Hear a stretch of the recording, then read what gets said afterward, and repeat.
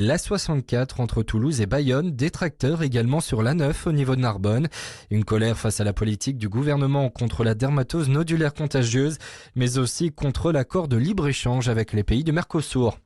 Le bilan s'alourdit après l'explosion en début de semaine dans l'Ain. Un troisième corps a été retrouvé dans les décombres hier soir à Trévoux. C'est une femme qui est décédée. Deux petits garçons de 3 et 5 ans ont également perdu la vie dans cette explosion à quelques dizaines de kilomètres au nord de Lyon. La gauche devrait s'unir à Paris pour le premier tour des élections municipales. Un accord doit être conclu aujourd'hui entre le Parti socialiste, le Parti communiste, les écologistes et Place publique. Liste qui devrait être menée par Emmanuel Grégoire. L'Union européenne fait marche arrière sur le tout électrique. Elle renonce finalement à l'interdiction de vendre des voitures neuves à moteur essence ou diesel dès 2035. Les constructeurs devront tout de même réduire de 90% les émissions de CO2 de leur vente par rapport au niveau de 2021 et compenser les 10% d'émissions restantes. Après des semaines de procès, réponse demain pour Frédéric Péchier. La cour d'assises du Doubs va rendre son verdict dans la matinée. L'ancien anesthésiste est jugé depuis début septembre à Besançon pour 30 empoisonnements de patients en bloc opératoire, dont 12 mortels. Une peine de réclusion criminelle à perpétuité a été requise la semaine dernière. On connaît les dates des soldes d'hiver 2026. Elles se dérouleront du mercredi 7 janvier au mardi 3 février dans la majorité des départements métropolitains ou encore en Martinique, en Guyane et à Mayotte. Les professionnels qui espèrent faire mieux en 2026 après des résultats compliqués cette année. Et puis Avatar 3 sort au cinéma aujourd'hui, troisième volet de la saga de James Cameron. Un budget de 400 millions de dollars et une durée de 3h15 pour ce tout dernier film. Les deux premiers ont déjà rapporté plus de 5 milliards de dollars. Très bonne journée. Sud Radio, le 10h midi, mettez-vous d'accord, Valérie Expert. C'est la France, vient de dire Sophie de Menton, et effectivement, ce sera un peu le thème de l'émission, c'est la France impuissante face à de nombreux sujets, la France impuissante face aux réseaux sociaux, la France impuissante face au trafic de drogue, la France impuissante face aux OQTF, et puis peut-être que la France est en train de devenir impuissante face aux agriculteurs avec cette mobilisation qui se poursuit. Sophie, vous êtes là et on vous entend, chef d'entreprise, présidente du mouvement éthique. Vous avez publié Réussir c'est possible aux éditions Fayard. C'est un cadeau de Noël possible, potentiel. Oui. Arnaud Benedetti, professeur à la Sorbonne. Vous avez publié Aux portes du pouvoir. RN, l'inéluctable victoire, point d'interrogation aux éditions Michel Lafon. Cadeau de Noël. Julia Achat, vous êtes conseillère municipale à Kingersheim. Je suis désolée. Il va falloir qu'on s'y mette. C'est dans le Haut-Rhin. Voilà, c'est dans le Haut-Rhin. Et Benjamin Cauchy, bonjour, chef d'entreprise. Merci d'être avec nous. Donc oui, la mobilisation se poursuit. Emmanuel Macron, hier, qui a évoqué un faux coup d'État annoncé sur les réseaux sociaux et qui a raconté son impuissance face à Meta. Et puis, beaucoup. On va peut-être commencer avec ça. On va évidemment parler de nos agriculteurs dans un instant parce que la mobilisation continue. 0826 300 300, vous êtes nombreux à nous appeler tous les matins. Est-ce que vous continuez de soutenir les agriculteurs? Vous avez vu que la mobilisation s'étend. Le gouvernement, Sébastien Lecornu qui est monté au créneau, donc soutenez-vous cette mobilisation. Et puis donc les réseaux sociaux avec Emmanuel Macron hier qui a raconté cette histoire. Écoutez. Dimanche, on m'envoie depuis l'étranger, un de mes collègues africains pour tout vous dire, un message Facebook. Et il me dit, cher président, qu'est-ce qui se passe chez vous? Je suis très inquiet. Envoie un message Facebook, crise agricole, etc. On voit une journaliste qui est à côté de l'Élysée, etc., qui dit, il y a eu un coup d'État en France, un colonel a pris le pouvoir, etc. Alors nous, ça nous fait marrer. 12 millions de vues. 12 millions. Aïe, aïe, aïe. 12 millions, on en est à 20 millions ce matin. Écoutez, et allez voir, enfin je ne sais pas s'il faut aller la voir cette vidéo, mais écoutez, c'est généré par de l'intelligence artificielle, écoutez. À l'heure actuelle, les informations non officielles évoquent bien un coup d'État en France, dirigé par un colonel dont l'identité n'a pas été révélée et la possible chute du président Emmanuel Macron. Mais les autorités n'ont publié aucun communiqué clair. Nous continuerons à vous informer. Voilà, et la réponse est Emmanuel Macron qui raconte comment il a contacté lui-même Facebook et la réponse qu'il a obtenue. Réponse de Facebook, ça ne contrevient pas à nos règles d'utilisation. Refus de retrait. Donc je suis pour un débat libre, ouvert, mais ces gens-là se moquent de nous. Ils se foutent de la sérénité des débats publics, ils se moquent de la souveraineté des démocraties, et donc ils nous mettent en danger. C'est pour ça qu'il faut réussir quand on a... Et il faut le faire, il ne faut pas du tout que ce soit le fait du prince, avec une procédure votée par le législateur, mais au niveau français et européen.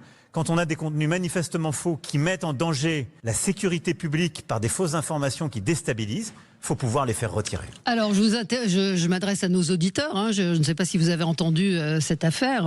Effectivement, la réponse, Emmanuel Macron dit c'est moi qui ai appelé. On m'a dit non, il n'y a aucun problème. Donc la question, c'est est-ce qu'Emmanuel Macron doit quitter tous ces réseaux sociaux? Est-ce qu'il doit quitter X lui-même pour donner l'exemple? Sophie, comment vous réagissez? Valérie, c'est vrai qu'on est choqués, c'est incontestable, mais tout le monde dans le monde entier est à la même enseigne.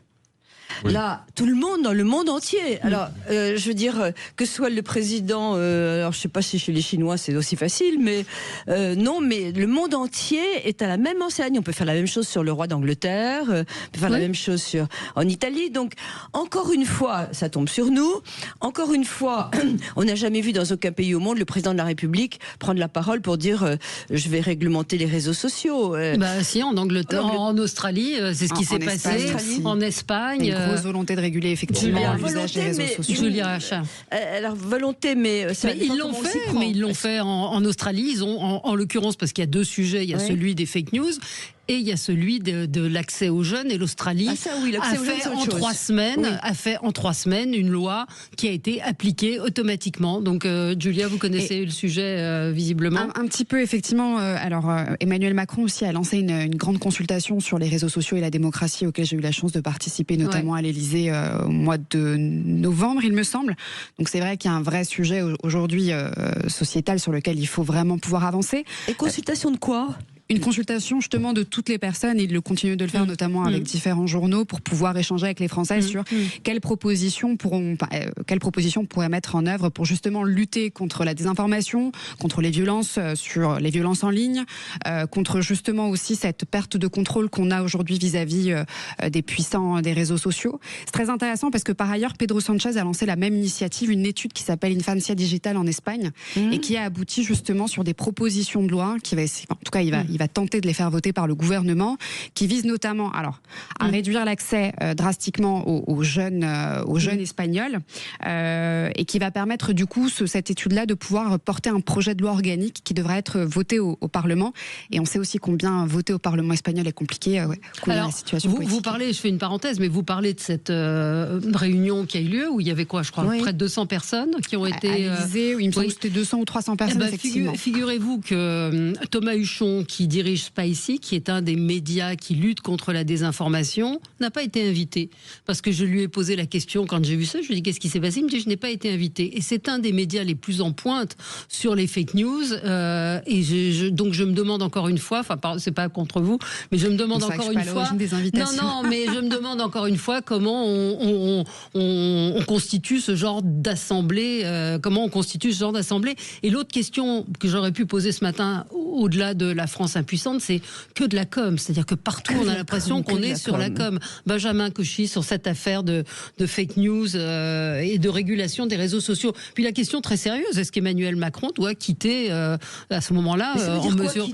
C'est-à-dire que l'Élysée ne publie plus sur X, ne publie plus sur Facebook. Il s'en est beaucoup servi lui-même. Donc il y a Benjamin. Mais s'il sera pareil, s'il publie rien. Il y a véritablement plusieurs sujets. La première information, c'est qu'Emmanuel Macron est un citoyen français comme les autres, au regard du traitement des réseaux sociaux, et que la désinformation, le harcèlement en ligne, la manipulation, Emmanuel Macron en fait l'objet, comme chacun d'entre nous autour de ce micro, ou comme des millions de Français. Sauf que les enjeux, ne sont pas exactement les mêmes. C'est-à-dire qu'il ne vous a pas échappé la déstabilisation de l'État est un peu plus grave que de se faire traiter de con, sur les réseaux. Oui, j'entends, mais ce que je veux dire par là, c'est que l'un des sujets majeurs qui fait qu'effectivement qu'il y a un lâcher-prise sur les réseaux sociaux, y compris aujourd'hui pour aller fragiliser le pouvoir, au-delà des ingérences étrangères, c'est le principe de l'anonymat. sur les réseaux sociaux. Et moi, c'est sur ce sujet-là que je voulais qu'on creuse un petit peu ensemble ce matin, parce que derrière les sujets de désinformation, il y a toujours un émetteur. Alors cet émetteur, si c'est le fruit d'une ingérence étrangère, ça va être difficile à remonter, mais quoi qu'il en soit, si l'anonymat sur les réseaux sociaux venait être interdit, ça serait dissuasif, et 2, ça permettrait, sur un plan légal, de pouvoir se retourner juridiquement lorsqu'il y a de la diffamation. Et donc là, le président de la République se trouve face à un mur. La réponse de Meta, Emmanuel Macron, ne me surprend pas. La question est toujours de se dire Meta est-il responsable du tuyau ou du contenu qui est diffusé dans ce tuyau. Il y a un bouquin que j'ai lu ce week-end de Asma Mala qui s'appelle Technopolitique, qui est en train d'expliquer un petit peu le combat qu'il peut y avoir aujourd'hui dans la prise de pouvoir numérique entre les États, qu'elle appelle les Big State, et les grandes entreprises, notamment les GAFA, qu'on appelle les Big Tech. Et là, clairement, cette situation du président de la République montre bien effectivement qu'il y a un rapport de pouvoir qui est aujourd'hui disproportionné, et que peut-être l'outil de la suppression de l'anonymat peut être une solution. Alors, on a Johan en ligne et je vous donne la parole dans un instant. Arnaud Benedetti, bonjour. Je ne sais pas si on dit Johan ou Johan. Johan, bonjour. Vous nous appelez de Malmort. Alors, vous avez vu cette séquence hier, vous en avez pensé quoi? Qu'elle était bien faite. C'est-à-dire déjà au niveau technologique, enfin, moi je fais partie de mon métier consiste à gérer la cybersécurité des entreprises aussi, donc vous pourriez donner un petit peu ce sujet-là. Ouais. Vous pourriez donner un coup de main au ministère de l'Intérieur. Donc vous trouvez que c'était plutôt bien fait, à part que le mot colonel, un colonel qui prend le pouvoir, quand on connaît un peu la façon dont se passe, Sophie connaît bien. Alors qu'est-ce que vous en avez pensé? Vous avez trouvé que c'était bien fait, mais la réponse de Meta qui dit ça contrevient pas à nos règles. Mais c'est bien vu l'histoire du tuyau et du contenu. Tuyau et contenu, c'est ça le problème. Alors effectivement, il y a plusieurs sujets en fait au travers de ça. C'est-à-dire que c'est un catalyseur, mais en fait il y a beaucoup de sujets. Le premier, effectivement, comme vous l'avez dit, c'est le tuyau ou le contenu. Qui est responsable de quoi? Est-ce qu'on considère que les réseaux sociaux, on les considère par exemple comme des chaînes télé, en l'occurrence des chaînes plutôt d'information, ou pas? Et en fonction, il y a peut-être aussi des règles qui vont s'appliquer à elles, comme toute chaîne d'information. Ou est-ce qu'on considère que c'est de l'expression publique, une place publique, on va dire, seulement qui est une place technologiquement ouverte au monde entier, sur laquelle chacun a le droit de dire ce qu'il veut.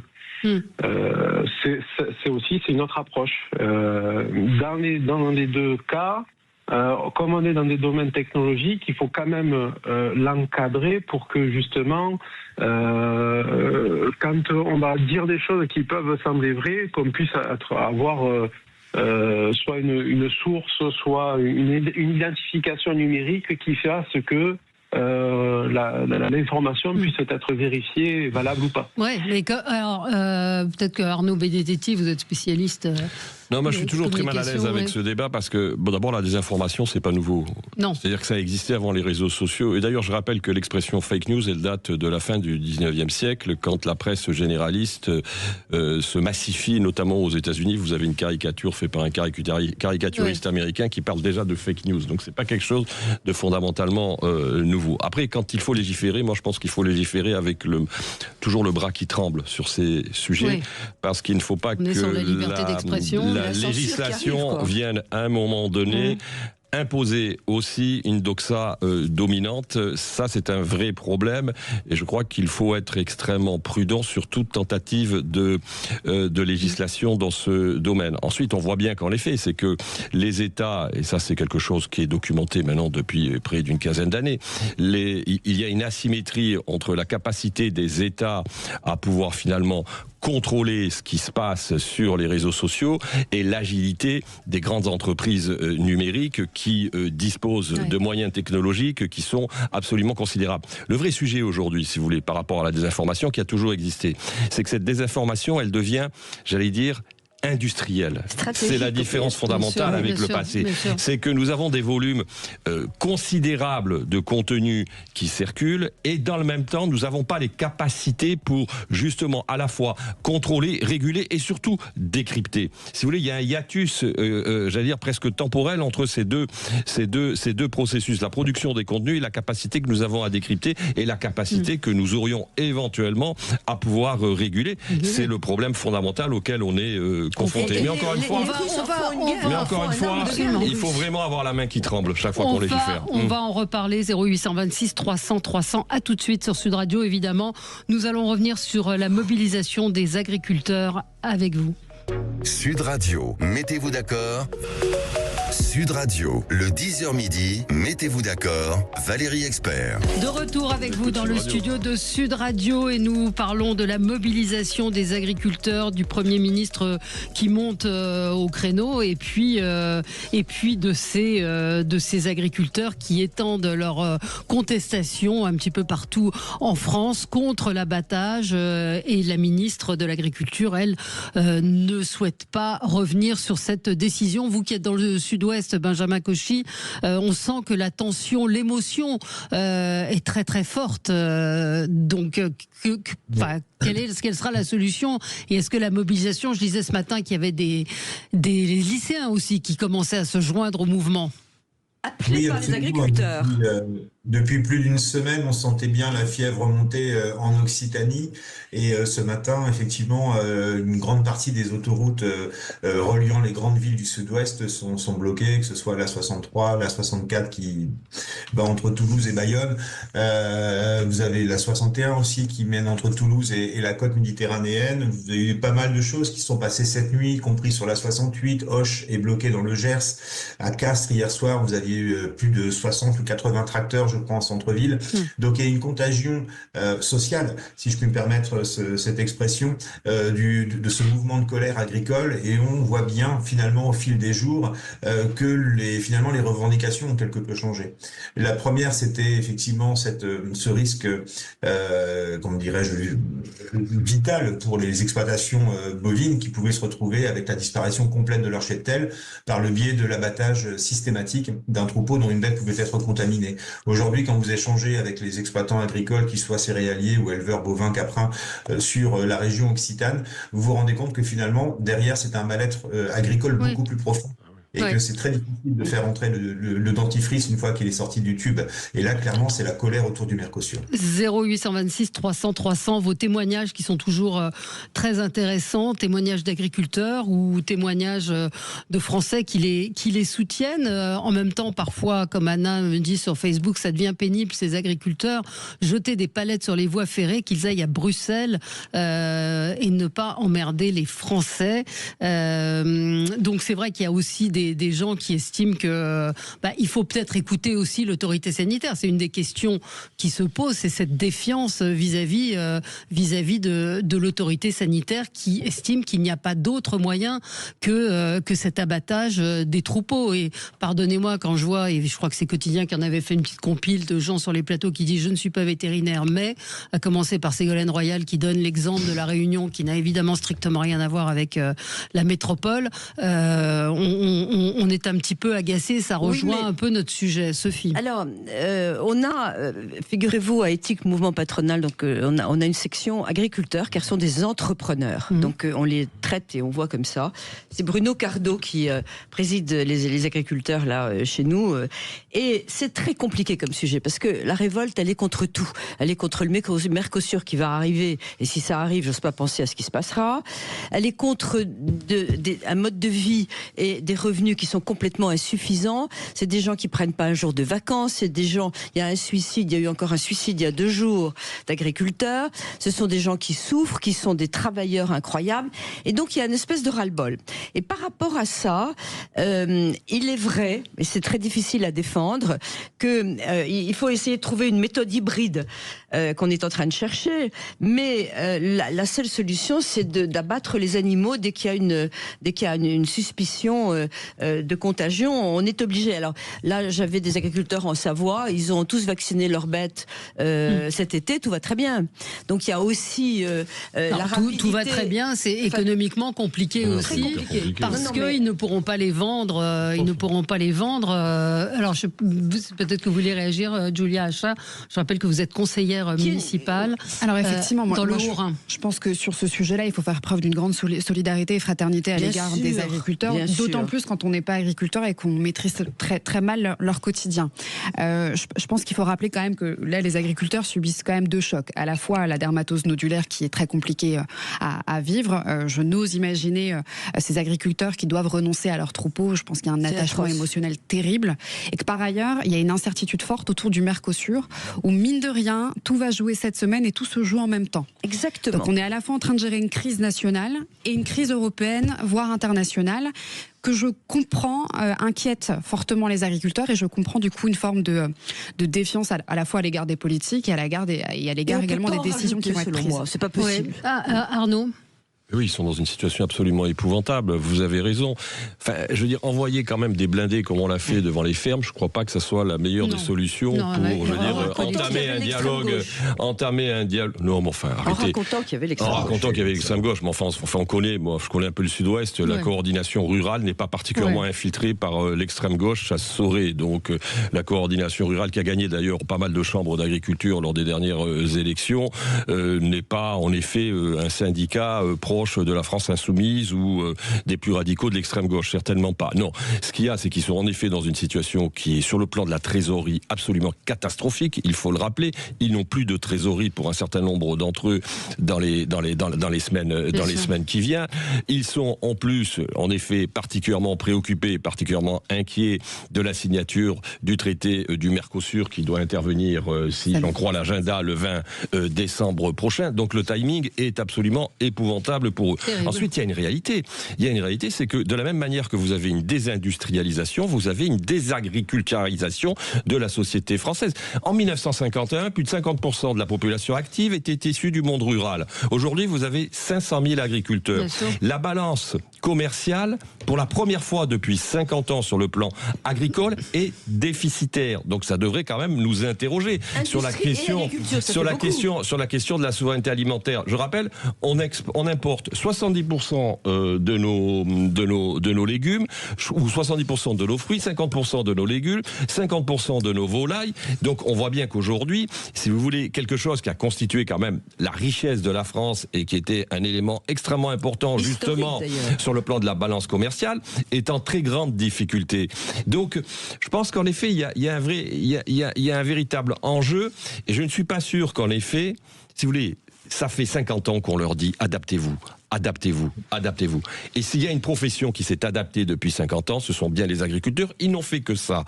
Et aujourd'hui, ils se retrouvent face à un mur. Et la décision qui a été prise sur le plan sanitaire a été une décision qui a été prise de manière verticale. En plus, ils avaient, il faut le rappeler, alerté depuis plusieurs mois. En l'occurrence, ils n'ont pas été entendus. Et du jour au lendemain, on décide l'abattage systématique des troupeaux. Je rappelle qu'en Suisse, ils n'ont pas du tout procédé de la même manière. Je pense que c'est pas comparable. Ah oui, mais c'est pas comparable. Mais enfin, ça prouve qu'on peut avoir d'autres moyens. On a en ligne moyens d'agir. On a Romain qui est en ligne avec nous. Romain, bonjour. Vous nous appelez de Bourgoin-Jallieu, pardon. Vous êtes agriculteur ? Non, absolument pas. Par contre, je suis né en zone rurale et j'ai des copains, des amis d'enfance qui sont agriculteurs et qui galèrent depuis de plus en plus longtemps, quoi.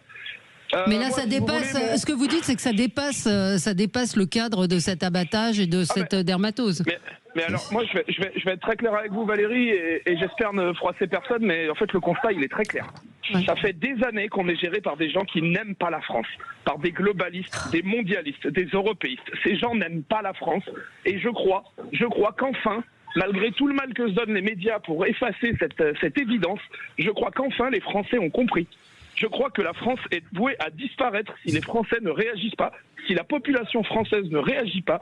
Et je pense qu'aujourd'hui, le point de bascule, il est peut-être en train justement d'être... il est là, il est peut-être là, le point de bascule qui peut faire que les Français vont se révolter. Je vais vous dire quelque chose de très simple. Ouais. Et je connais l'histoire de ce pays. Je pense qu'aujourd'hui, on a coupé la tête de Louis XVI pour des raisons beaucoup plus légères que ce que font nos dirigeants actuels. Très sincèrement. Aujourd'hui, ce qui se passe, c'est très grave.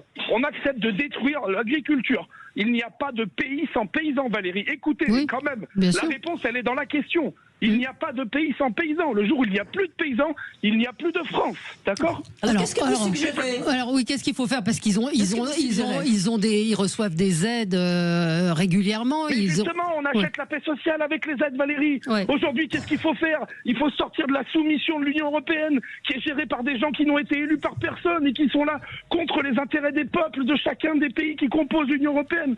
Aujourd'hui, la seule chose qui doit arriver, c'est la sortie de l'UE. Et la survie de la France, elle ne passera que par leur sortie de l'Union européenne. J'appelle aujourd'hui tous les Français de ce pays, quelles que soient leurs opinions politiques, à voter pour un candidat souverainiste aux prochaines élections. C'est la chose la plus importante qui soit. Sortir de l'UE avant de voir notre pays disparaître et s'effacer au profit d'un monde globalisé. Bon. Si on sort de l'UE, on disparaîtra encore plus vite. Alors, Thomas nous dit, puisqu'on vous dit que c'est la souveraineté européenne qui compte pour ces gens-là, en disant la France a été massacrée, nous dit Stéphane. Nathalie est d'accord avec vous.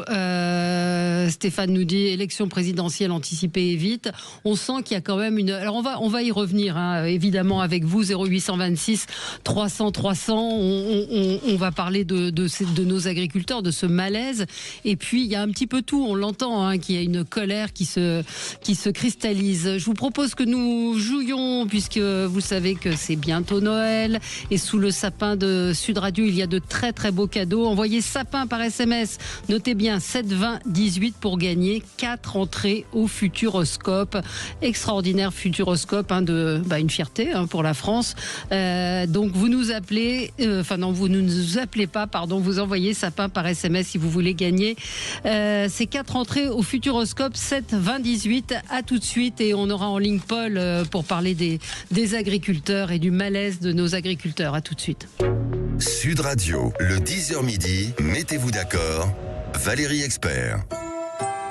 D'accord, Valérie Expert. Et de retour avec vous sur Sud Radio, nous commentons l'actualité, évidemment le malaise, plus que le malaise, la révolte des paysans. Je vous rappelle notre jeu pour gagner 4 entrées au Futuroscope. Vous envoyez sapin par SMS au 7 20 18. Futuroscope, un endroit où il faut absolument emmener vos enfants, c'est pour les grands et les petits. Donc sapin au 7 20 18 pour jouer et remporter ces 4 places.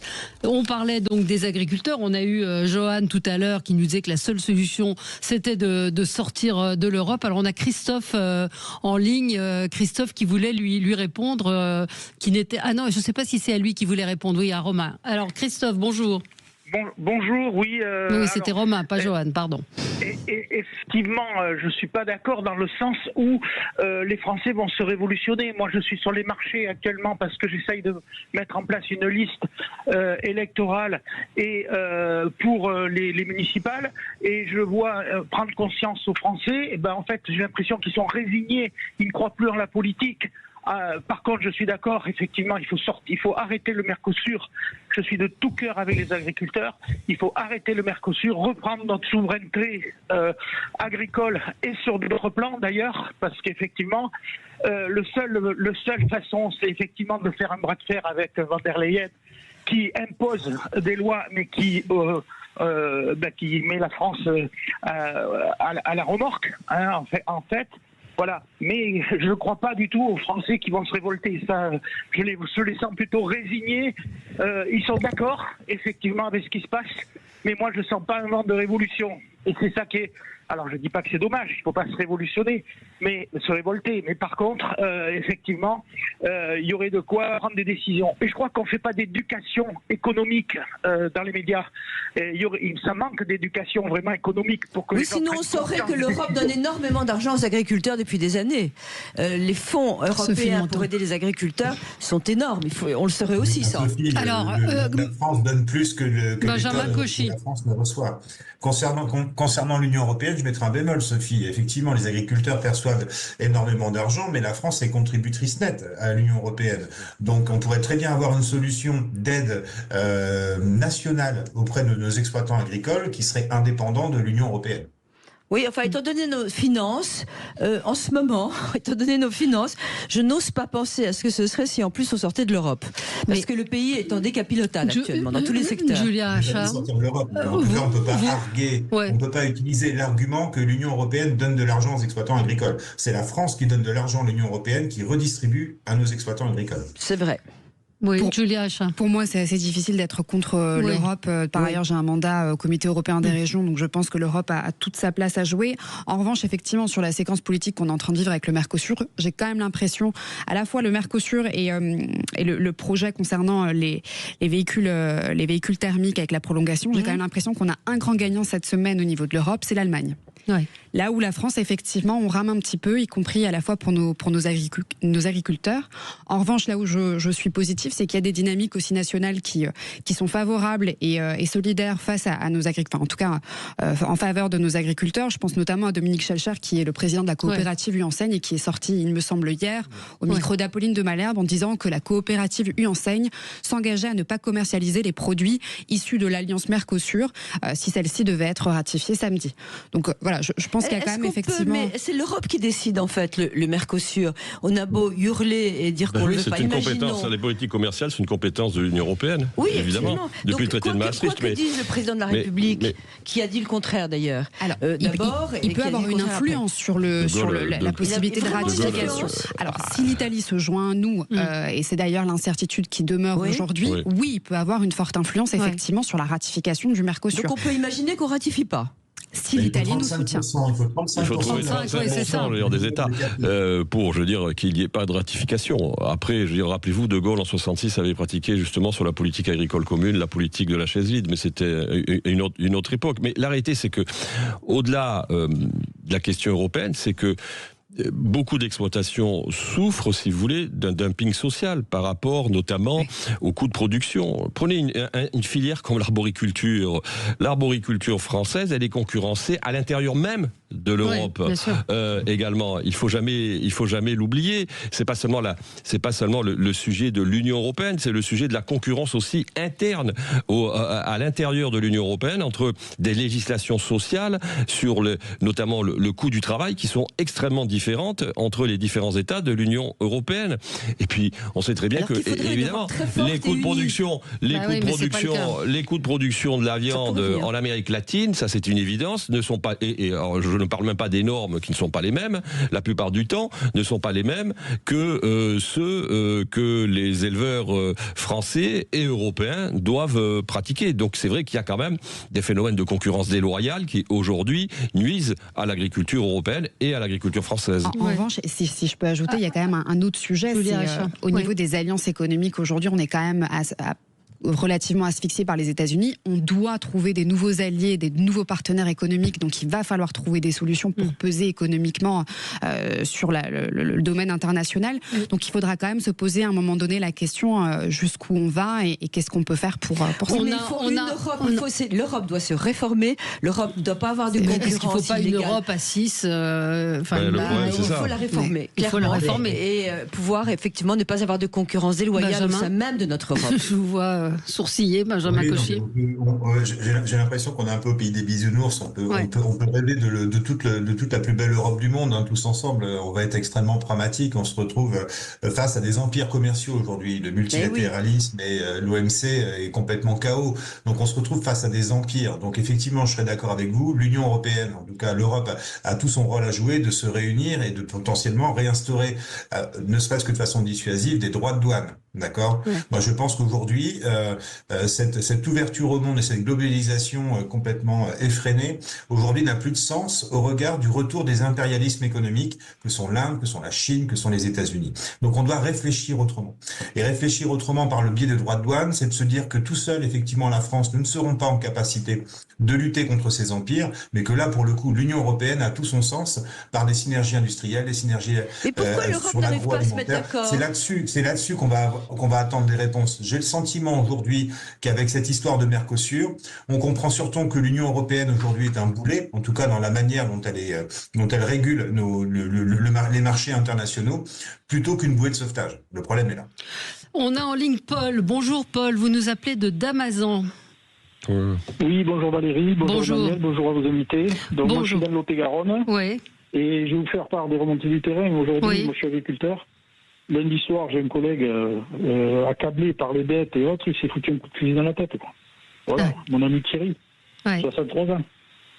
On en est là. Et aujourd'hui, on voit un État qui ne répond pas.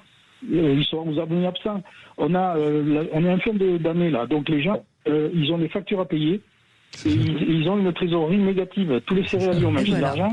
La pomme de terre, ça ne s'est pas vendu. La fraise, ça marche. Moi, je fais des fraises, on fait des canards et tout ça, ça marche. On ne peut pas se plaindre. Mais il y a des gens qui ont des trésoreries négatives avec des emprunts remboursés. La MSA a payé. Les impôts, parce qu'ils sont à la moyenne triennale, ça veut dire que c'est sur 3 exercices. Donc il suffit que 2 exercices avant, ils aient fait des bénéfices, mais c'est étalé dans le temps. Et on est contraint par des normes débiles. Tous les ans, on nous rajoute des normes. On nous rajoute des contraintes. Aujourd'hui, la seule issue, c'est que l'État débloque des fonds rapidement, comme avait fait Sarkozy. Il avait fait le prêt Sarko, il avait fait 30 000 € pour chaque exploitation à taux zéro. Il faut donner de l'oxygène rapidement. Et ensuite, il faut sortir l'agriculture des traités de libre-échange. C'est la seule voie de sortie. Aujourd'hui, importer, dans le contexte actuel, les incertitudes qu'il y a, imaginez-vous qu'il y ait des gens qui attaquent les bateaux qui viennent d'Amérique du Sud et que nous, on n'arrive plus à produire. Les rayons sont vides. On va organiser la famine. Aujourd'hui, c'est débile. On est géré par des gens qui ne sont pas compétents. Moi, j'ai 62 ans. On a une exploitation qui fonctionne. On nous parle des aides PAC. Moi, je fais 650 000 € de chiffre d'affaires. La PAC, chez moi, c'est 4 000 €. Parce qu'on fait des céréales, sinon on n'a pas de PAC. Mais pour avoir ces 4 000 €, il faut voir toutes les contraintes que l'on a. Il faut avoir du matériel aux normes, être expert géomètre, parce qu'il faut vous mesurer à 5 mètres près, sinon vous avez des pénalités. On a un satellite qui prend des photos tous les 3 jours de nos exploitations, pour voir les cultures qu'on a mis en place, pour voir s'il y a bien la banane herbée le long du ruisseau, ici, là. C'est le reflet de ce qui arrive aux PME françaises en pire actuellement. Toutes les PME françaises subissent ce même genre de contraintes. Toutes, elles sont en train de fermer, de partir. Enfin, il faut le dire, les entrepreneurs sont révoltés et les agriculteurs sont des entrepreneurs comme les autres et à ce moment, ils vivent la pire des crises de l'entreprise. J'ai une amie en Alsace qui a une petite entreprise de traiteurs et qui me disait qu'elle avait fait une dépression suite aux normes, aux contrôles qu'elle subit, qu'elle n'en pouvait plus, qu'elle était à bout. Là où je suis d'accord avec vous, c'est que par ailleurs, dans la construction des politiques publiques aujourd'hui, nos politiques ne nous représentent plus. Non, on n'a plus d'entrepreneurs, on n'a plus d'agriculteurs aujourd'hui qui contribuent drastiquement à créer des politiques publiques qui soient réalistes et favorables avec le terrain. On n'a plus assez de classe moyenne non plus représentée à l'Assemblée nationale. Donc comment à un moment donné pouvoir imaginer un système qui fonctionne à la fois pour tous? Il n'y a pas d'entrepreneurs dans nos élus. On est représentés, effectivement, mais je suis totalement d'accord avec cette exclamation. Les Français ne sont plus représentés dans leur individualité. Ça va être votre coup de gueule, effectivement, sur la classe moyenne. On se retrouve dans un instant avec vous. Je voudrais qu'on parle également du trafic, du narcotrafic et des déclarations d'Emmanuel Macron. Voilà. D'Emmanuel Macron hier, de la com, encore de la com. Est-ce qu'il faut aller à l'affrontement? Moi, je voyais hier un reportage de deux dealers qui disaient mourir, on s'en fout, et puis il y aura quelqu'un qui nous remplacera, et puis qui vienne, on s'en fout. Appelez-nous. Est-ce que vous pensez qu'il faut un affrontement? Peut-être que envoyer l'armée. Je ne sais pas quelles sont les solutions, mais en tout cas une amende de 500 € pour les consommateurs. Franchement, je ne sais pas ce que vous en pensez, mais c'est assez risible. 0826 300 300. À tout de suite. Sud Radio, le 10h midi. Mettez-vous d'accord. Valérie Expert. Les Chevaliers du Fiel. 17h, 18h sur Sud Radio. Et qu'est-ce qui se passe d'accord. Valérie Expert. Nous sommes avec vous sur Sud Radio pour commenter l'actualité. Hier, Emmanuel Macron à Marseille s'est exprimé sur le narcotrafic, sur la nécessité de lutter contre le trafic en sanctionnant pourquoi pas les consommateurs avec une amende de 500 €. Quand on sait que les trafiquants, quand ils sont interpellés, le taux de recouvrement est de moins de 50%. On voit pas comment des amendes, ce sont des gens qui sont souvent insolvables, comment ils vont pouvoir, comment cette lutte contre le narcotrafic peut réellement se mettre en place, si ce n'est avec un affrontement assez violent. Benjamin Cauchy. Ouais, il y a une limite à l'exercice avec ces amendes qui passent à 500 € pourraient être de 1000 ou de 2000 €.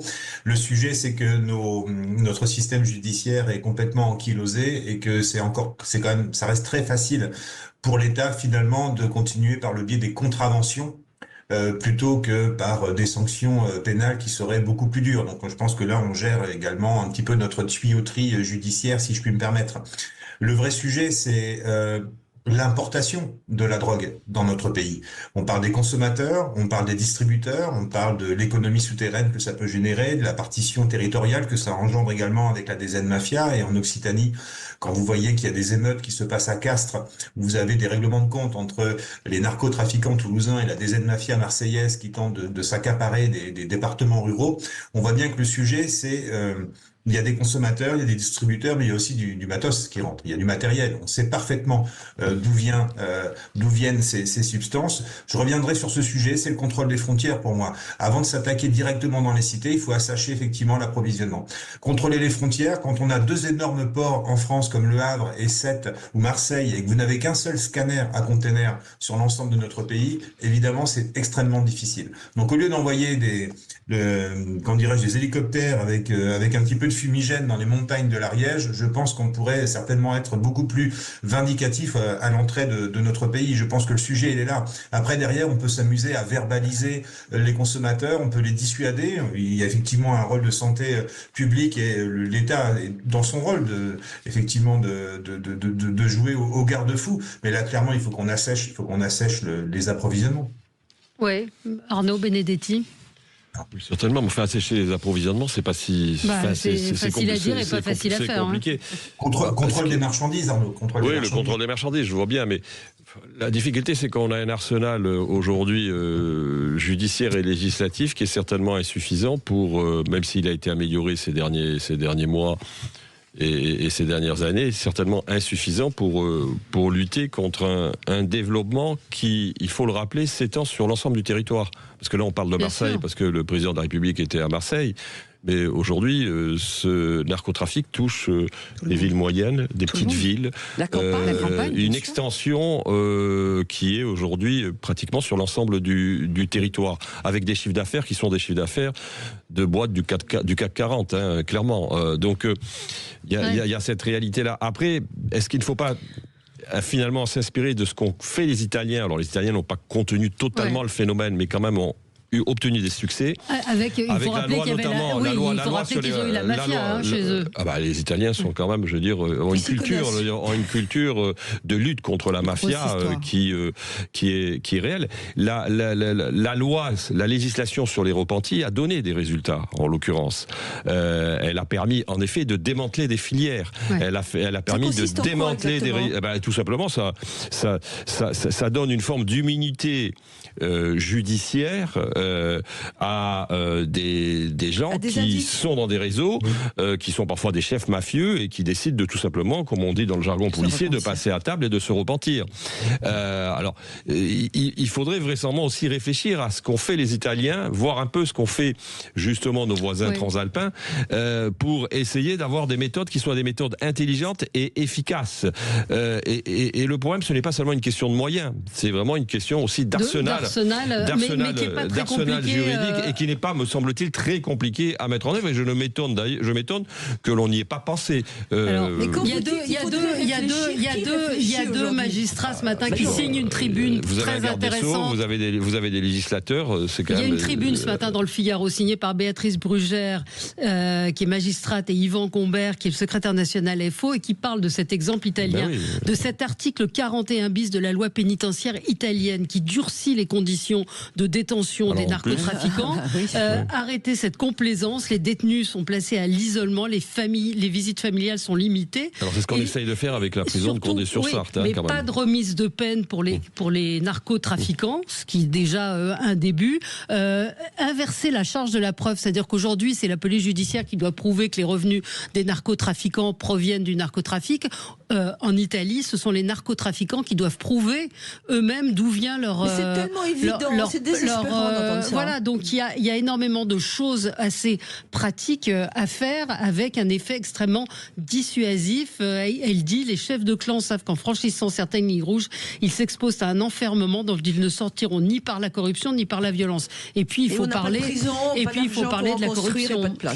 Moi je suis assez d'accord avec tout ce que vous dites. Il faut à la fois s'attaquer donc à la demande. Donc c'est ce que Emmanuel Macron essaye de faire en essayant, en se donnant l'illusion d'augmenter le montant de l'amende à 500 euros au lieu de 200 euros, c'est assez symbolique.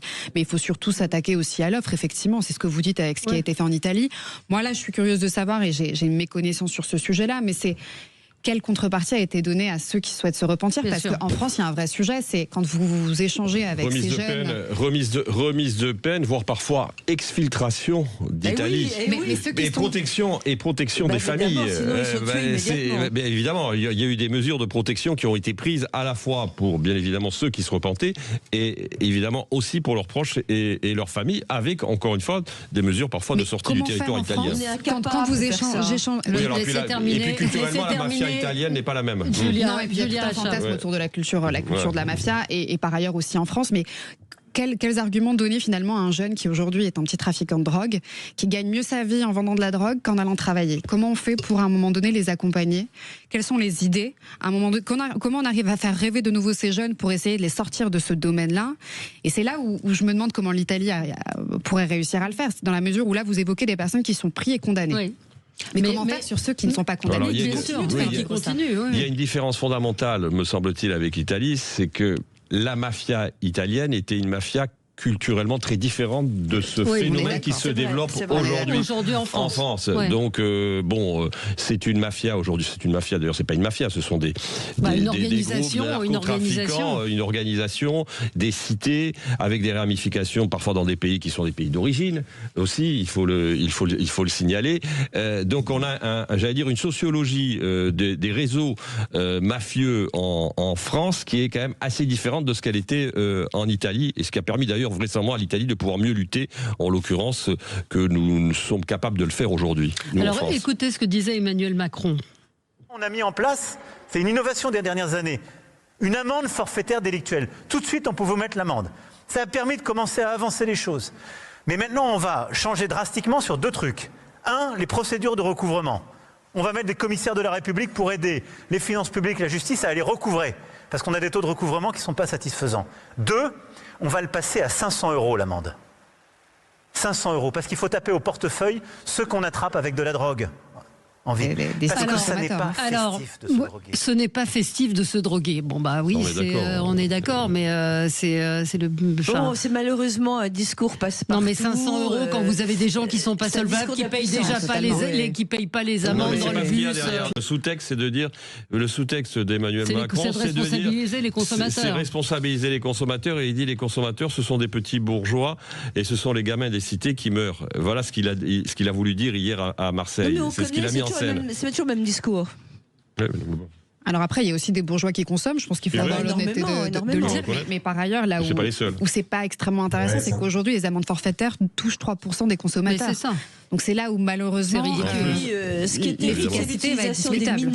Donc on revient, c'est que de la com. Encore une fois, on est sur un sujet de com et d'urgence. Benjamin. Mais il n'a pas d'autre pouvoir, le président de la République. Moi, je voudrais attirer l'attention là-dessus. Il n'y a pas d'autre pouvoir. Ce qui est terrible. Bah si, passer des lois en Australie, je vous le dis, ils ont passé la loi et l'appliquer. Non, quand vous voulez, vous le faites. Même à l'Élysée, je me souviens parce que j'y allais de temps en temps il y a 3-4 ans, etc. Pour travailler, pas pour dîner. Oui, pour travailler, et où je disais que c'était inadmissible, et je voyais le président de la République et tous ceux qui sont à l'Élysée faisait un aveu d'impuissance terrible. Le président hurlait en disant j'ai demandé ça il y a 3 mois. Tout le monde se disait ah oui, qui a traité? Et ils vivent presque les mêmes freins que nous vivons dans nos boîtes. Le président de la République n'a aucun pouvoir. Ouais. Benjamin, un mot? Oui, non, ce que vient de dire Sophie est absolument navrant, hein, non pas ses propos, mais le fond des propos. Si le président de la République n'a pas de pouvoir et que l'Union européenne est en train de tout gérer de l'autre côté, ça commence à nous inquiéter profondément. Allez, on se retrouve après les infos. On va parler de nos classes moyennes qui sont effectivement un peu les oubliés de tous nos débats, et pourtant ce sont eux qui bossent et qui payent des impôts. Et puis aussi cette OQTF qui a réussi à faire démissionner tout un conseil municipal. Là aussi, problème avec les QTF. La gagnante de notre grand jeu, c'est Nathalie de Poissy. Nathalie qui a gagné 4 entrées au Futuroscope. Bravo Nathalie, j'espère que vous profiterez de cette escapade à Poitiers. Très très beau, très très belle découverte au Futuroscope. Et vous jouez toute la journée au Grand Sapin de Noël Sud Radio, toutes les heures, de magnifiques cadeaux à gagner. On se retrouve dans un instant avec vous. À tout de suite. Sud Radio, mettez-vous d'accord, Valérie Expert. Sud Radio, parlons vrai. Sud Radio, le 10h midi, mettez-vous d'accord, Valérie Expert. On est ensemble avec vous sur Sud Radio avec Benjamin Cauchy, chef d'entreprise, Julia Achat, conseillère municipale à Kingersheim.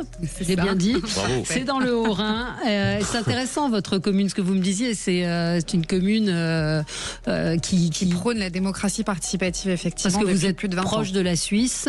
Alors on est à la fois proche de la Suisse, de l'Allemagne, on a un territoire assez dynamique et effectivement nous sur notre commune en particulier on a une approche à la démocratie avec les citoyens qui est Et ça se traduit comment? Ça se traduit par des projets participatifs où vous avez les citoyens qui nous rejoignent. Typiquement le parc des Gravières, qui est vraiment le parc de la commune de Kingersheim, a été imaginé avec des citoyens. D'accord. Et donc il y a un vote qui est fait. Il y a un vote qui est fait, il y a des discussions qui sont faites, on l'imagine, on conçoit ensemble et on le met en place. Il y a combien d'habitants?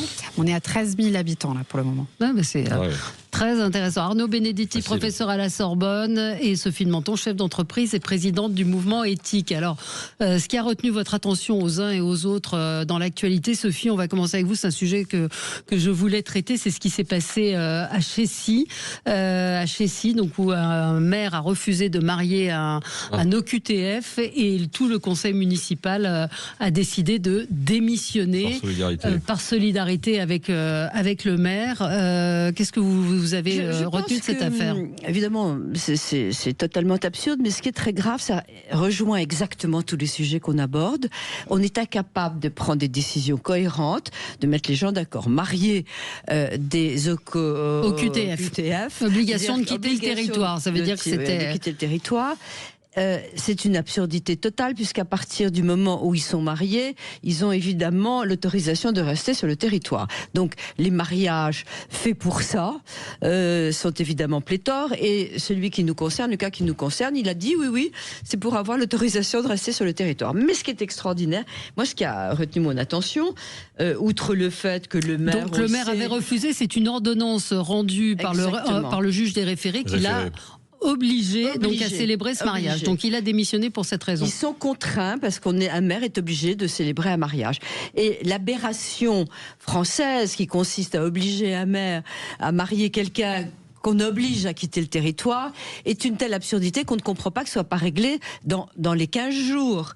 Mais le pire de tout, parce que ça veut dire aussi quelque chose de l'état du pays, c'est que l'Humanité, le journal, titre aujourd'hui « Racisme ». À Chécy-sur-Marne, le maire de droite démissionne pour ne pas marier un étranger sous OQTF.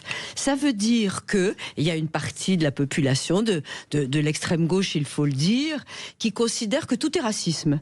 Et je veux dire, c'est insensé, parce qu'un OQTF, par définition, si on veut le mettre dehors et que c'est qu'il n'est pas français, on peut accuser ça de fait raciste. Donc je veux dire que c'est très grave parce qu'il y a toutes nos mentalités qui sont en jeu, et je pense que les Français Français qui ont tout à fait raison de se plaindre de toutes les situations que nous vivons devraient faire un peu aussi des examens de conscience. Examen de conscience, ça fait un peu cateau, mais de réfléchir et de chacun a un rôle à jouer, chacun a une responsabilité et c'est plus possible. Et les habitants de Chécy soutiennent leur maire. Bien sûr. Julia, vous aviez vu passer cette information, j'imagine. Alors oui, effectivement, je l'ai vu passer. Effectivement, quand on est élu de la République, on a des droits et des devoirs. Et quand on est adjoint, en tout cas, on exerce cette fonction-là, on doit célébrer des mariages. Effectivement, si ça va à l'encontre de ces valeurs, je ne voyais pas d'autre solution que d'effectivement démissionner. Personnellement, vous auriez démissionné ? Alors, moi, j'ai la chance aujourd'hui de ne pas célébrer des mariages sur ce sujet-là. Si ça allait à l'encontre de mes valeurs, valeurs. Le cas présent, est-ce que vous démissionnez, vous ? Vous me mettez dans une situation périlleuse. Si ça allait à l'encontre de mes valeurs, j'aurais démissionné. Est-ce que ça va à l'encontre de vos valeurs ? Est-ce que il faudrait creuser davantage le sujet, de bien comprendre effectivement, est-ce que le mariage est vraiment lié à cette volonté de stabiliser la situation ? Alors, ils ont apporté des preuves de concubinage et d'un amour réel et profond. C'est là où c'est complexe, en fait. C'est là où c'est compliqué. La morale et le jugement personnel intervient. Mais c'est la même chose sur les mariages blancs. Enfin, je veux dire, c'est un petit peu différent parce que le mariage blanc, vous avez effectivement quelqu'un qui est dans une situation plus ou moins irrégulière, et l'OQTF, il a une obligation de repartir. Et j'ai découvert à cette occasion que, en fait, une OQTF était valable 3 ans. Oui, tout à fait. Que le préfet devait la renouveler, au bout de 3 ans. Et s'il ne la renouvelle pas, il n'est plus OQTF. Ce qui est malheureux, c'est qu'aujourd'hui, dans ce débat-là, on met la responsabilité sur le maire et ses équipes, alors qu'en fait, la question, c'est pourquoi on n'a pas traité cette OQTF. Vous avez raison, mais on ne met jamais plus la responsabilité sur personne. On n'a peut-être pas traité l'OQTF, parce que je ne sais pas de quelle origine était l'OQTF, mais vous savez qu'il y a des pays qui refusent de reprendre leurs OQTF. C'est le cas notamment de l'Algérie, entre autres.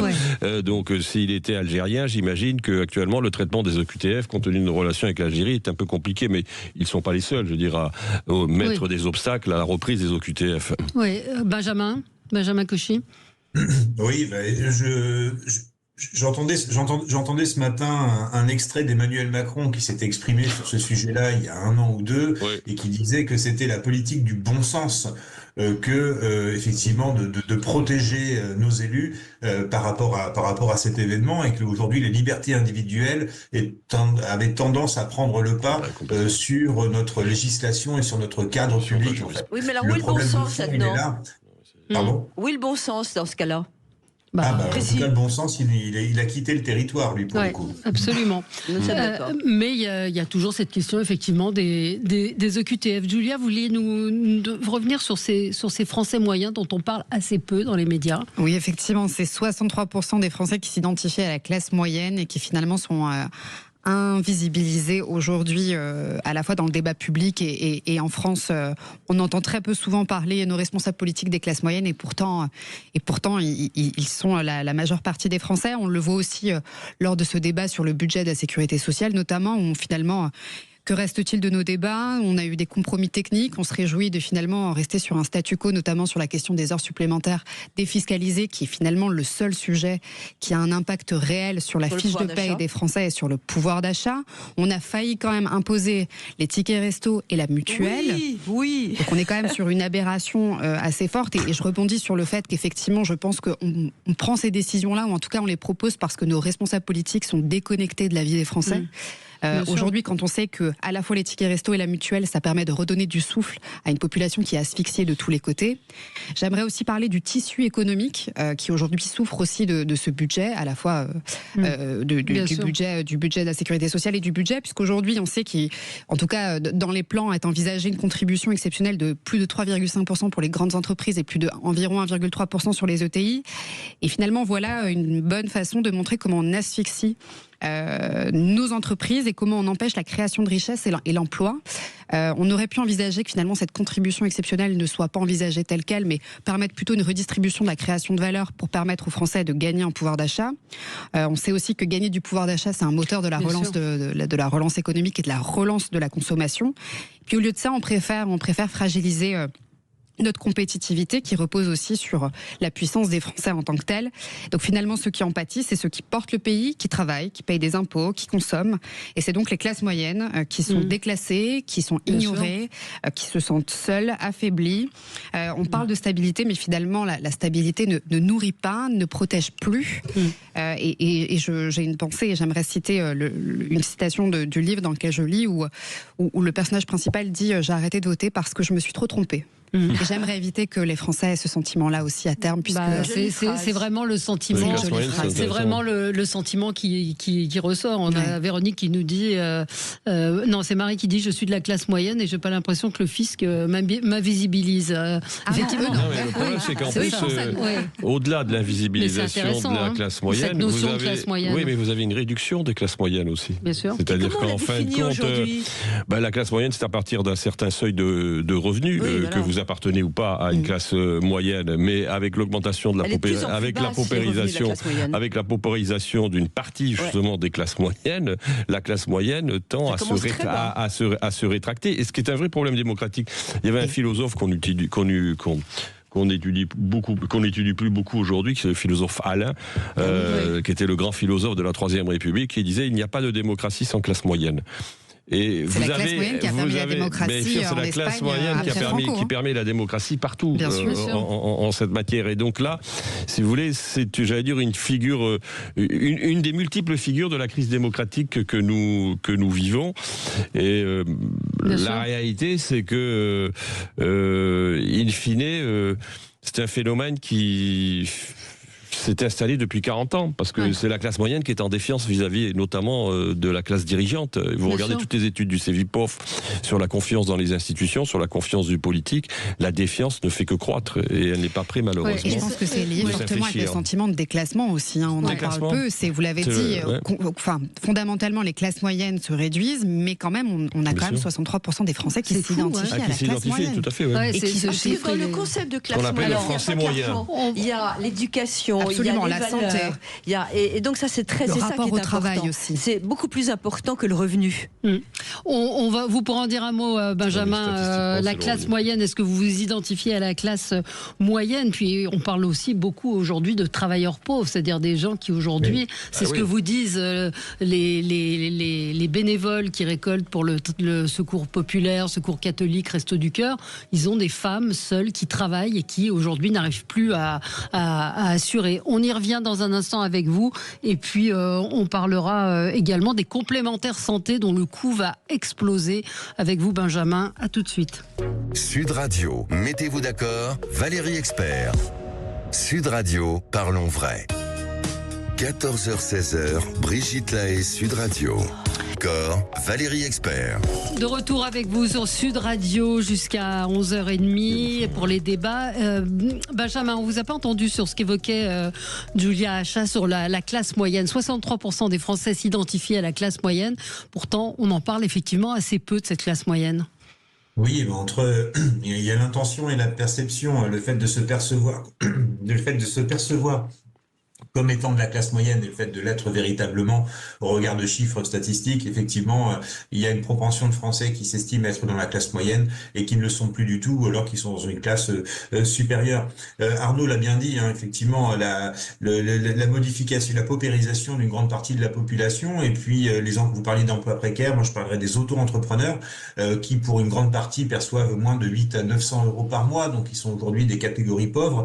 Je pense à l'explosion des foyers monoparentaux, dont vous parliez juste avant la pause, Valérie, effectivement, qui crée des situations de difficultés avec le coût du logement également. Le logement représente 40% du budget d'un ménage. Donc, lorsque vous êtes seul avec un enfant, que vous soyez un homme ou une femme au demeurant, sachez que pour payer un loyer quand vous êtes tout seul et que il vous faut 2 chambres, vous êtes rapidement exsangue de toute situation financière. Donc, la mutation de l'habitation, l'augmentation de la mobilité qui fait qu'il y a un éloignement entre les familles, bref, autant de critères qui sont à la fois socio-économiques qui font que la classe moyenne disparaît aujourd'hui.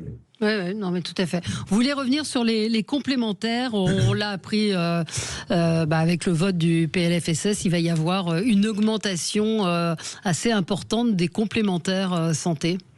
Oui, alors je vais vous donner des chiffres. Alors c'est pas les chiffres du loto, vous pouvez essayer de les jouer demain soir si vous le souhaitez, mais en attendant, juste quelques éléments. En 2021, les complémentaires ont augmenté de 3,1%, de 2,9% en 2022, de 6% en 2023, de 8% en 2024, de 6% en 2025 et de entre 4,3 et 4,6% en 2026. En l'espace de 5 ans, le coût des complémentaires santé a augmenté de 27%, alors que l'inflation n'est que de 13%. Donc là, on se dit haro sur les complémentaires santé, les mutualistes et les assureurs qui sont en train de s'engraisser sur la bête. Et il convient de bien comprendre qu'aujourd'hui, sur une complémentaire santé, il y a à peu près 20% de taxes. En l'espace de quelques années, les assureurs, les mutualistes sont devenus des collecteurs de taxes pour l'État. On est passé de 720 millions d'euros à 7,6 milliards d'euros de taxes collectées sur les contrats d'assurance santé. C'est un papier des Échos ce matin qui va vous éclairer plus encore sur ce sujet. Et puis avec le PLFSS, vous avez une taxe d'1,1 milliard qui est tombée sur le dos des producteurs de complémentaires santé, plus une taxe de 2,05% sur les contrats. Bref, la foire aux chiffres veut surtout dire, encore une fois, que quand l'État est incapable de gérer ses finances publiques, la seule solution, quand c'est pas une taxe, quand c'est pas un impôt, eh bien, c'est de passer par un intermédiaire privé pour collecter de nouveau de l'argent pour combler le déficit. Je dis combler le déficit parce que depuis quelques années, la part de ce que la Sécu rembourse a diminué, grosso modo de 0,5 points. Alors ça paraît mineur, on est passé de 80 à 79,5% de prise en charge par la Sécu, et le reste par les complémentaires santé. Les complémentaires santé ont été obligés d'avaler les 2 remboursements dentaires. L'État, depuis 2023, a arrêté de rembourser correctement les frais et les soins dentaires. Ils ont mis en place également le 100% santé, vous savez, les lunettes à 100 €, la prise en charge des soins dentaires également. Tout ça est aux frais de la princesse, est aux frais des assurés par le biais de leur complémentaire santé. Donc là, les conséquences, les conséquences, ça va être quoi que les conséquences, c'est que vous avez de plus en plus de Français qui ont du mal à joindre les deux bouts. On en a parlé juste avant.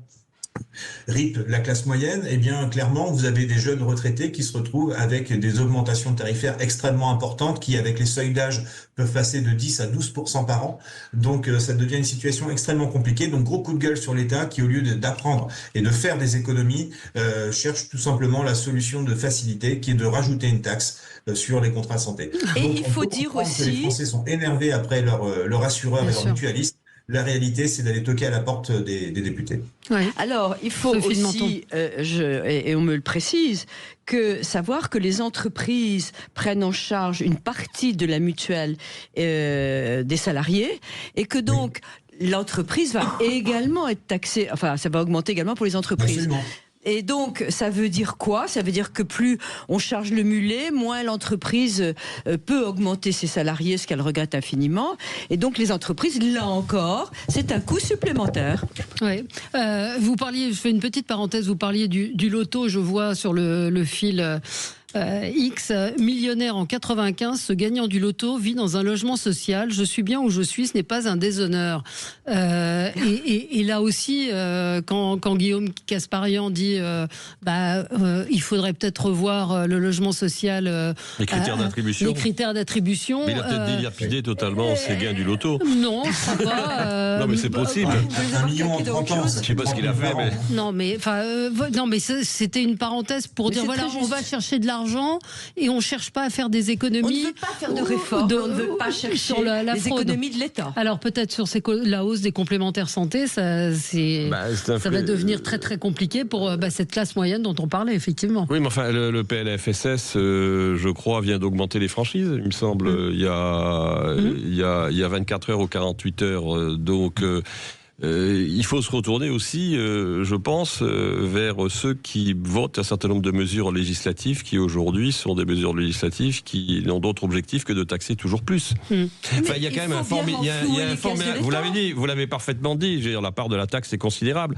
Le fait est que en France, nous n'avons, alors qu'on est un des pays les plus taxés de l'OCDE, un des pays les plus taxés de l'Europe, finalement, les mesures politiques qui sont prises ces derniers mois, et pas seulement ces derniers mois, moi depuis très longtemps, sont des mesures qui ne font que finalement accroître l'impôt, accroître la taxe, ce qui évidemment pose problème. Oui, Julia, sur ces complémentaires santé, avec un commentaire de Marie, qui dit la Sécu rembourse de moins en moins les soins dentaires, par contre rembourse intégralement des changements de sexe qui coûtent d'une blinde. Oui, incroyable. Mais c'est vrai que quand on veut se soigner pour les yeux, pour les oreilles, pour les dents, ça reste aujourd'hui assez compliqué. Oui, et puis effectivement, dans la mesure où on sait le coût associé rien qu'au fait de se soigner, de se rendre compte qu'encore une fois, c'est les mutuelles qui vont devoir aussi endosser un poids financier. Bon, on peut remettre aussi en question, et ce poids va être répercuté à la fois sur les entreprises et sur les classes moyennes. Vous l'avez à juste titre dit, c'est à la fois déplorable. Et on sent bien que on n'avance pas du tout dans le bon sens pour permettre en tout cas aux Français et au reste de pouvoir regagner du pouvoir d'achat et pouvoir vivre autrement qu'en payant, en étant surchargé. Ouais.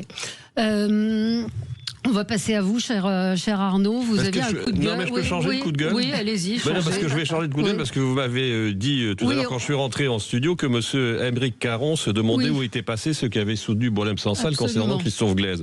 Alors je voudrais lui rappeler, s'il nous écoute, ce que je ne pense pas, mais enfin sait-on jamais, il faut vivre d'espoir, c'est que le comité de soutien, dès qu'il a appris l'incarcération et la condamnation de Christophe Glaise, a demandé tout de suite sa libération immédiate. Ouais. Le comité de soutien Boualem-Sansal. Sauf qu'on nous a dit de ne pas trop en faire, parce que en l'occurrence, la stratégie qui avait été prise par les défenseurs de Christophe Glaise était une stratégie de la discrétion et du silence. On a vu d'ailleurs où menait cette stratégie, puisque Christophe Glaise a été condamné pour la deuxième fois à 7 ans de prison par le tribunal de Tizi Ouzou. Donc je crois que faire ce faux procès à ceux qui se sont mobilisés pour Boualem-Sansal relève tout simplement de la polémique politicienne. Il est évident que pour nous, la libération sans condition immédiate de Christophe Glaise est un impératif et une exigence absolue, et nous considérons évidemment qu'il aurait fallu en parler bien avant. Mais ça, il y a encore quelques mois, et ce ne sont pas ceux qui quand même donnent des gages au régime algérien qui vont nous faire la leçon. Hein. Mais c'est tellement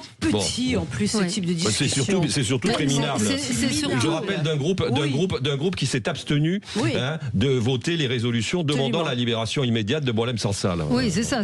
En plus, il dit, elles sont où la droite et l'extrême droite qui parlaient chaque jour de Boualem-Sansal. Je pense que la libération de Boualem-Sansal dépassait largement les partis, et que effectivement Christophe Glaise, vous faites bien de le rappeler, sa famille ne souhaitait pas communiquer. Aujourd'hui, sa mère s'est adressée à faire une vidéo. Je vais vous dire, moi j'ai envoyé un SMS à la mère de Christophe Glaise cet été. Je veux dire, je n'ai pas eu de réponse. Donc clairement, en l'occurrence, la stratégie qui avait été adoptée par la famille, ce que je peux comprendre en l'occurrence, et c'est pas du tout une critique de ma part, c'était de rester discret. Voilà. Bien sûr. Voilà. Et pour info, le millionnaire, cher Benjamin, avait gagné 70 millions de francs à l'époque, soit 16 millions d'euros au loto. Il a beaucoup investi, je pense qu'il lui reste de l'argent. Et un logement social me paraît justifié pour cet homme. C'est moi qui posais la question de savoir s'il avait... Je me disais peut-être qu'il a perdu. Il avait gagné l'équivalent de 16 millions d'euros. Donc aujourd'hui, il a un tabac presse. Oui, mais c'est très intéressant, vous voyez, parce que tout le monde trouve ça logique. Mais personne n'aura le pouvoir de dire tout simplement, écoutez, votre revenu fait que vous devez quitter l'appartement. Bah oui, c'est le bon sens. Personne, ça va. On y reviendra demain dans les débats. Est-ce qu'il faut réévaluer régulièrement les conditions d'attribution des logements sociaux? Merci à vous. Dans un instant, l'émission Média, on recevra Carole Rousseau pour le retour de Plein les yeux avec Jacques Legros. À tout de suite. Sud Radio. Parlons vrai. Parlons vrai. Sud Radio. Parlons vrai. Cette année, la radio officielle du Père Noël, c'est Sud Radio. Envoyez dès maintenant sapin au